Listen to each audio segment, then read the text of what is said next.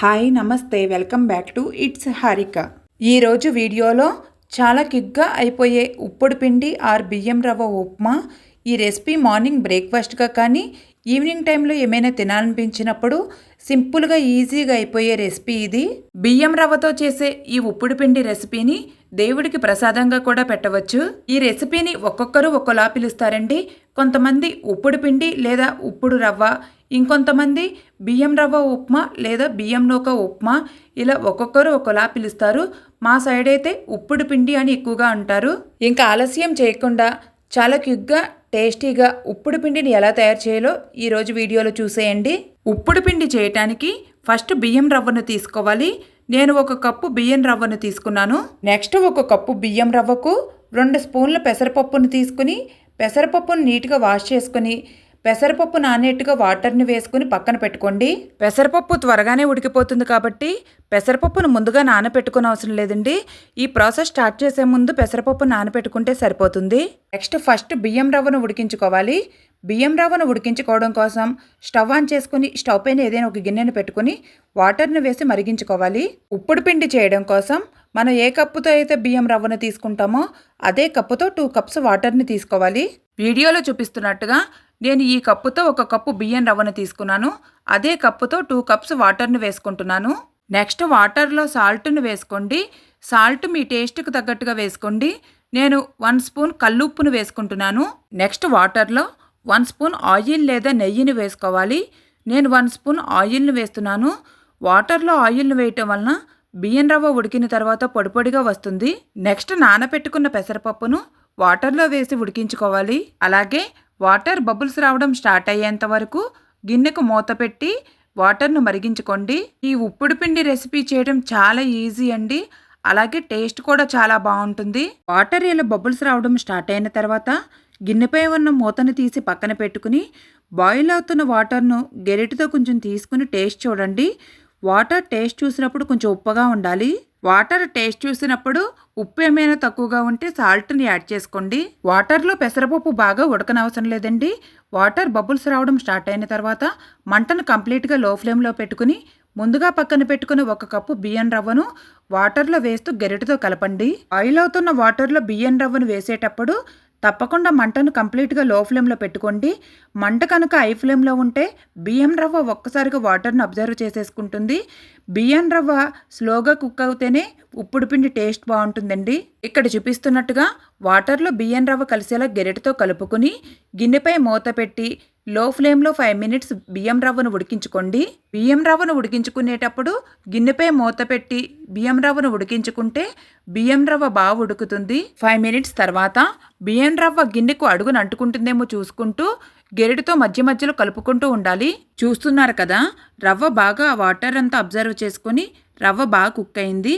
అలాగే వాటర్లో ఆయిల్ వేయటం వలన రవ్వ పొడి పొడిగా వచ్చింది. వీడియోలో చూపిస్తున్నట్టుగా గెరిటితో రవ్వ అంతా ఒకసారి కలిసేలా కలుపుకోండి. రవ్వ ఉడికిందో లేదో తెలియడం కోసం చేతితో కొంచెం రవ్వను తీసుకుని వేళ్లతో ఇలా నలిపినట్టుగా చేస్తే రవ్వ మెత్తగా అవ్వాలి. రవ్వ ఇంకా ఉడకాలని మీకు డౌట్గా అనిపిస్తే గిన్నెపై మూత పెట్టి ఇంకొక 5 మినిట్స్ రవ్వను ఉడికించుకోండి. బియ్యం రవ్వ ఉడికిపోయినట్టేనండి. స్టవ్ ఆఫ్ చేసేస్తున్నాను. నెక్స్ట్ ఇలా ఉడికించుకున్న బియ్యం రవ్వను తాలింపు పెట్టుకోవాలి. తాలింపు పెట్టుకోవడం కోసం స్టవ్ ఆన్ చేసుకుని స్టవ్ పైన ఏదైనా ఒక పాన్ పెట్టుకుని పాన్ కొంచెం హీట్ అయిన తర్వాత తాలింపుకు తగ్గట్టుగా ఆయిల్ను వేసుకోండి. ఈ ఉప్పుడు పిండి తాలింపును కొంతమంది నెయ్యితో తాలింపు పెట్టుకుంటారండి. ఇంకొంతమంది ఆయిల్ నెయ్యి కలిపి తాలింపు పెట్టుకుంటారు. తాలింపు కోసం నేను 2 స్పూన్స్ ఆయిల్ను వేసుకున్నాను. ఆయిల్ కొంచెం హీట్ అయిన తర్వాత సన్నగా కట్ చేసిన అల్లం ముక్కలు 1 స్పూన్ వేసుకున్నాను. నెక్స్ట్ 2 స్పూన్స్ పల్లీలను వేసుకుంటున్నాను. మీకు ఇష్టమైతే జీడిపప్పును కూడా వేసుకోవచ్చు. అలాగే మీరు తినే స్పైసీని బట్టి పచ్చిమిర్చిని వేసుకోండి. నేను 10 పచ్చిమిర్చిని పొడవుగా కట్ చేసుకుని వేసుకున్నాను. అల్లం, పచ్చిమిర్చి, పల్లీలు ఇవి త్వరగా ఫ్రై అవ్వవు కాబట్టి ఆయిల్లో ఫస్ట్ ఇవి వేసుకుని ఇవి కొంచెం కలర్ వచ్చే వరకు ఫ్రై చేసుకోవాలి. ఇవి ఇలా కొంచెం కలర్ వచ్చిన తర్వాత నెక్స్ట్ తాలింపు దినుసులను వేసుకోవాలి. 1/2 స్పూన్ ఆవాలు, 1 స్పూన్ పచ్చిశనగపప్పు, 1 స్పూన్ మినపప్పును వేసుకుని తాలింపు వేయించుకోవాలి. బియ్యం రవ్వతో చేసే ఈ ఉప్పుడు పిండి నాకు ఆల్ టైమ్ ఫేవరెట్ రెసిపీ అండి. ఇది టేస్ట్ అంత బాగుంటుంది. ఈ ఉప్పుడు పిండి రెసిపీ టేస్ట్ ఎంత బాగుంటుందో అలాగే చేయడం కూడా చాలా ఈజీ అండి. తాలింపు ఇలా బాగా ఫ్రై అయిన తర్వాత నెక్స్ట్ 2 రెమ్మల కరివేపాకు, అలాగే 3 ఎండుమిర్చిని చిన్న చిన్న ముక్కలుగా కట్ చేసుకుని తాలింపులో వేసుకోండి.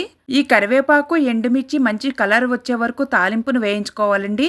అలాగే ఈ ఉప్పుడు పిండి మరింత టేస్ట్ కోసం చివరిగా తాలింపులో చిటికెడు ఇంగువను కూడా వేసి తాలింపులో కలిసేలా కలుపుకోవాలి. ఈ ఉప్పుడు పిండికి తాలింపులో ఇంగువను వేయటం వలన టేస్ట్ చాలా బాగుంటుందండి. తప్పకుండా ట్రై చేయండి. తాలింపు ఫ్రై అయిపోయిందండి. స్టవ్ ఆఫ్ చేసేస్తున్నాను. ఇప్పుడు ఈ వేడివేడి తాలింపును ముందుగా ఉడికించి పక్కన పెట్టుకున్న బియ్యం రవ్వలో వేసి కలుపుకోవాలి. ఈ వేయించుకున్న తాలింపును బియ్యం రవ్వలో కలిసేలా గెరిటితో బాగా కలుపుకోవాలి. మీరు కనుక తాలింపులో నెయ్యి వేసుకున్నట్లయితే ఇప్పుడు నెయ్యి వేయనవసరం లేదండి. లేదంటే చివరిగా 2 స్పూన్స్ నెయ్యిని వేసుకుని ఉప్పుడు పిండిలో కలిసేలా కలుపుకోవాలి. నెయ్యి వేయటం వల్ల టేస్ట్ చాలా బాగుంటుంది. ఈ ఉప్పుడు పిండి చేయటం ప్రాసెస్ చాలా ఈజీ అండి. స్టవ్ పైన ఒక పాన్ పెట్టుకుని పాన్లో 1 కప్పు బియ్యం రవ్వకు 2 కప్పుల నీళ్లను వేసుకుని నీళ్ళల్లో మీ టేస్ట్కు తగ్గట్టుగా సాల్ట్ని వేసుకుని 1 స్పూన్ ఆయిల్ని వేసుకుని పెసరపప్పును వేసి వాటర్ను బాయిల్ చేసుకోవాలి. వాటర్ బాయిల్ అయిన తర్వాత బియ్యం రవ్వను వేసి ఉడికించుకోవాలి. బియ్యం రవ్వ ఉడికేలోపు తాలింపుని రెడీ చేసుకుంటే ప్రాసెస్ ఇంకా ఈజీగా ఉంటుంది. మీకు ఇష్టమైతే ఈ ఉప్పుడు పిండిలో నిమ్మరసాన్ని కలుపుకోవచ్చు. నాకు ఎంతో ఇష్టమైన ఈజీ అండ్ టేస్టీ ఉప్పుడు పిండి రెడీ. పూజల టైంలో ప్రసాదాలు చేయడానికి హడావుడి పడకుండా చాలా ఈజీగా టేస్టీగా ఈ ఉప్పుడు పిండిని ట్రై చేయండి. అలాగే ఈ ఉప్పుడు పిండిని మార్నింగ్ బ్రేక్ఫాస్ట్గా కానీ ఎప్పుడైనా ఈవినింగ్లో ఏమైనా తినాలనిపించినప్పుడు ఒకసారి ఈ ఉప్పుడు పిండి రెసిపీని ట్రై చేసి చూడండి. ఈ ఉప్పుడు పిండి టేస్ట్కు టేస్టు, హెల్త్కి హెల్త్, మేకింగ్ ప్రాసెస్ కూడా చాలా ఈజీ. నేను చూపించిన ప్రాసెస్లో ఈ ఉప్పుడు పిండిని ట్రై చేసి తప్పకుండా టేస్ట్ చూడండి. నా వీడియో కనుక మీకు నచ్చినట్లయితే లైక్ చేయండి. అలాగే మీ ఫ్రెండ్స్కి, రిలేటివ్స్కి నా వీడియోస్ను షేర్ చేయండి. ఇలాంటి మరిన్ని వీడియోస్ కోసం ఇట్స్ హారిక ఛానల్ని సబ్స్క్రైబ్ చేయండి.